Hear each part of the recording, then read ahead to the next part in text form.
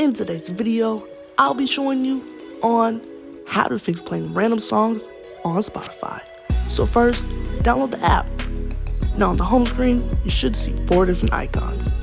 Go ahead and hit your library. Now you should see all of your liked songs and playlists on Spotify as well. So just scroll through and pick the playlist that you want. Once you're playing your songs on Spotify, what you'll need to do is look for the shuffle button. Now in this case for me, it's right next to the play button. Now without clicking this button when the song is done playing, it'll give you a random song after it.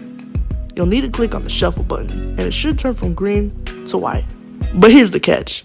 You have to have Spotify Premium in order for you to turn on shuffle so that you can fix playing random songs on Spotify.